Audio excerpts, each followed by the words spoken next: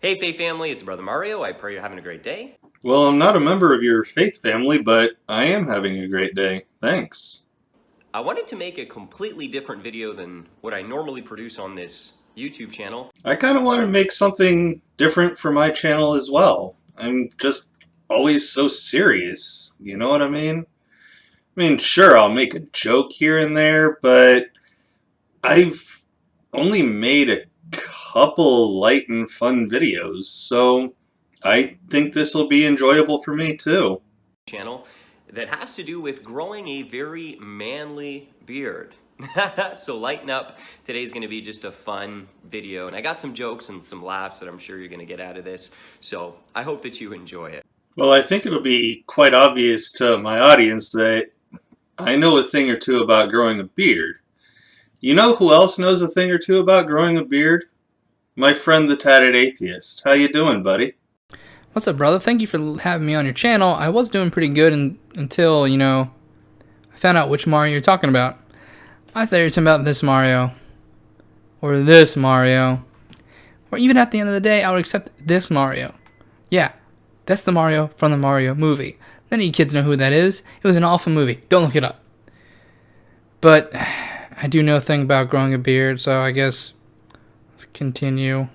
Now, I wanted to start off with a quote by Charles Spurgeon, who said, "Growing a beard is a habit most natural, scriptural, manly, and beneficial." I'm not sure who Charles Spurgeon is, but it doesn't really matter to me that it's natural, whatever that's supposed to mean. Definitely means nothing to me that it's scriptural, and what's manly is different depending on who you're talking to. It's subjective, but whatever. Let's move on.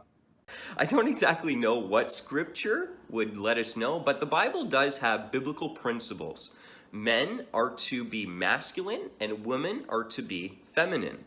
I know that's not politically correct to say today, but that is what the Bible teaches. And as a Bible believer, that is what I believe, that men are created different than women. We are equal, different, but complementary. So if you don't know what scripture it is, then why the fuck are you talking about it?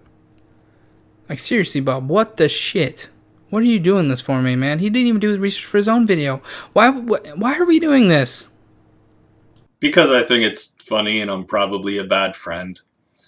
But, moving on, why should I care about biblical principles? I don't live by it, but if you want to, I guess that's cool, Mario. Just don't try to shove it in my bearded face, man. And so a part of being a man is, well, a beard. Without hormones, a woman generally cannot grow a beard. So it's something that distinguishes us from women. And also it's proven to make you look more masculine when you have a fuller beard. So, I don't know, I'd really like to talk to Charles about that. Okay, I don't know who Charles is, but, you know what makes you not look masculine? Wearing that fucking V-neck. Like I get it, you think the beard makes you masculine, but, it's all negated by that V-neck, brother. Now, brothers, let me tell you something. The ladies love a beard. It's actually proven. Psychology Today did some research, and it shows that women often find well-groomed beards to be a masculine characteristic that they find attractive. Now, they did a study on a whole bunch of women, and they found that women preferred men with a light stubble to be the most attractive. But the men who had full beards were seen as the most masculine and socially mature in terms of the psychology, how women interpret it. But just this stuff's awesome, too funny. How about when you manage to grow out a full beard, we see if you're more mature? I'm not betting any money on it, though. I'm not even sure where that perception would come from, because I've got a full grown-out beard, and I still think fart jokes are hilarious. So now, how do you grow a majestic beard? Well, let me tell you. First of all, if you want to start from the bottom, you shave down to the baby face, okay? Then let it grow for 6 to 10 weeks without touching it. You're going to have to get through a phase of irritation. It's going to be irritated on the neck. You're going to get those red marks. That's because, well, when it's growing in with your stubble, it can be quite irritating, okay? So grow it. Try and not touch it. If you're going to touch it, just trim off the hair here and underneath the neck here a little bit. But for the most part, let it grow like a wild grizzly beast, okay? How would you know about growing a majestic beard? Have you seen that patchy thing on your face? Get on my level, scrub! He is right about the initial beard growth being irritating, but you don't have to be a rocket surgeon to know that the initial growth of hair is going to be irritating. And while you're growing it, use a hard bristle brush to brush the beard and also to brush your skin. And the reason that this is good is a stiff texture, because this is stiff. The beard brush, if you know, it kind of hurts your face, okay? What it'll do though, it'll help the roots and it'll exfoliate and provide natural solution to clean up your skin and beard, okay? Exfoliation not only helps with many skin problems, it also stimulates blood circulation, which can promote a healthier and fuller beard. So you'll notice this, it really exfoliates the skin, gets the blood in there, and it removes dead hair so that the beard can grow in. Dude, there is no need to be spending that kind of money. Just get one of these little 75-cent things. Just, why are you going to break your wallet like that, dude? Now with this, use a beard oil, all right? A beard oil, the benefits of that is it acts as a moisturizer. You ever notice sometimes the beard can get kind of squaggly and like bristly in a sense? You don't want that. You want the hair follicles to be nice and straight, strong, and not grow brittle. So if you live like me in Canada, if I were to show you right now, we're in the middle of a snowstorm. There's windy environments and weather. This can also work as a natural way to hydrate the beard and keep it smelling good as well and keep it healthy.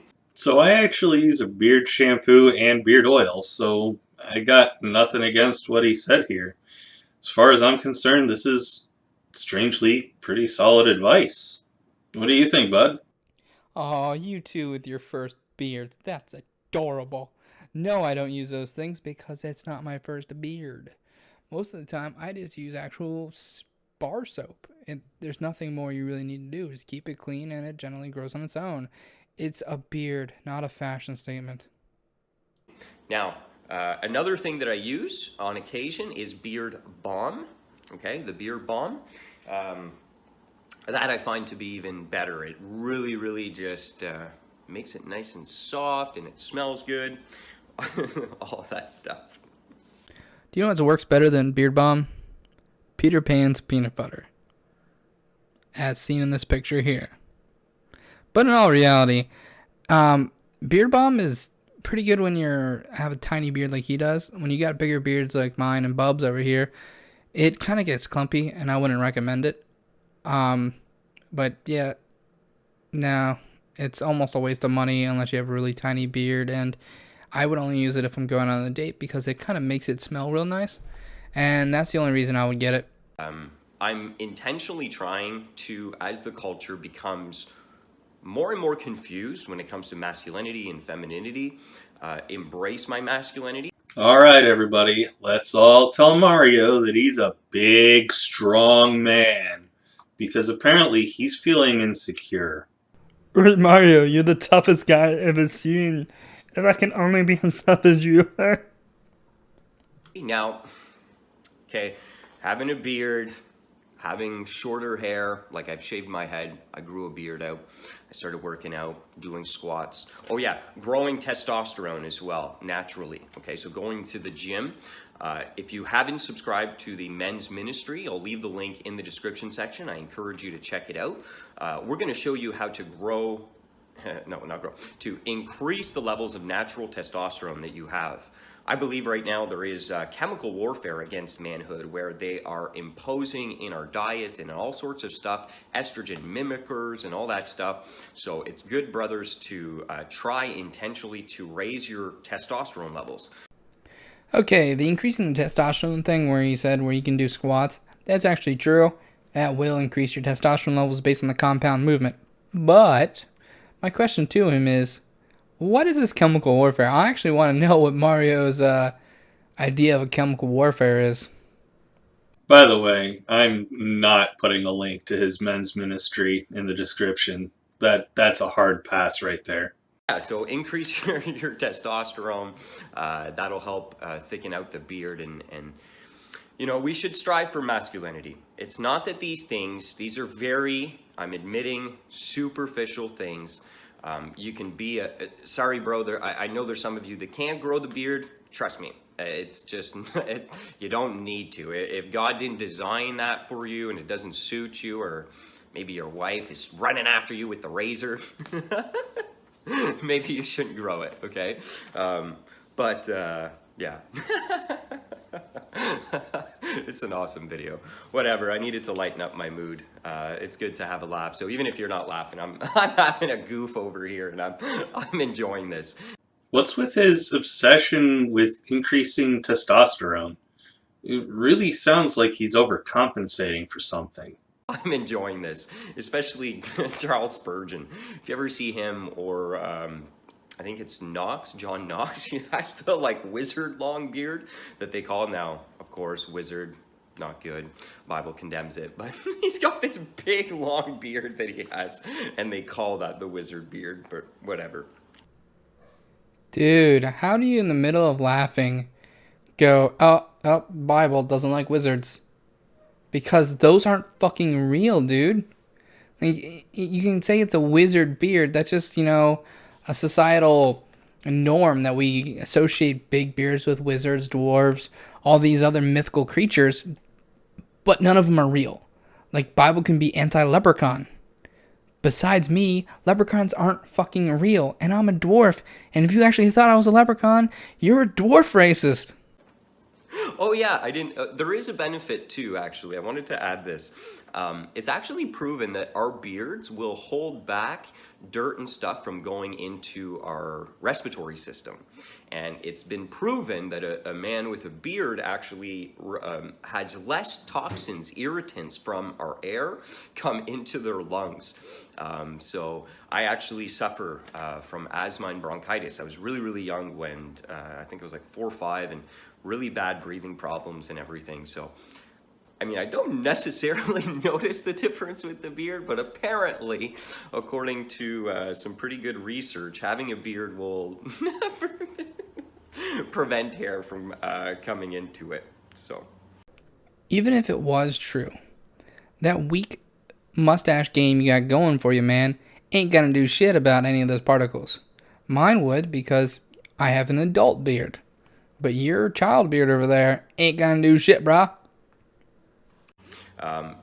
Yeah, not all the girls like it. Every woman is different, but statistically it looks like women like a more masculine men. And I think one of the issues where women are maybe not being attracted to that anymore is because of the media. We're seeing very effeminate men who are turning on their masculinity, embracing a more emasculated feminine type, So I'm going through a transformation because, listen, I used to be influenced by this movement, this ideology. I was a yoga instructor, and part of the whole New Age movement is embracing your feminine side. And I did that as a man. And so I wore pink. I wore, what do you call those? Tight jeans. And, anyways, it wasn't good. So part of my being transformed by God has been to find my masculinity. And I very much so enjoy that, actually.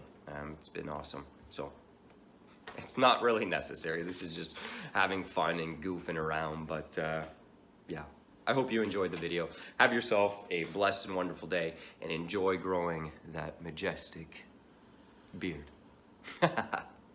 Sweet baby imaginary Jesus, I really think he is overcompensating for something. Oh, he's definitely overcompensating for something. And I don't think he's doing a great job of that either. But what's wrong with wearing a pink shirt there, Greg? And they're called skinny jeans, bro. Bub, in all seriousness, thank you for having me on this video. Please no more Mario videos next time. This was a pretty good choice for me, though. And everyone, most likely my link is going to be in the description. Go feel free to sub. Make sure you sub to Bub, too. And thanks for having me. Peace. Alright, that'll do it for this one. Thank you, Tatted Atheist, for coming on to my channel to respond to the Vigilant Christian's video. If you guys enjoyed the video, please leave it a like, subscribe to the channel if you haven't already, and click the notification bell to get notified whenever I upload a new video. And do the same thing for Tatted Atheist. All links are in the description box below, so go subscribe to his channel. I promise it'll be worth your time. Don't forget to follow me on Twitter, linked below, to keep up with all my comings and goings. And definitely don't forget to join my Discord, link in the description as well. Take it easy, everyone, and I'll see you all in the next one.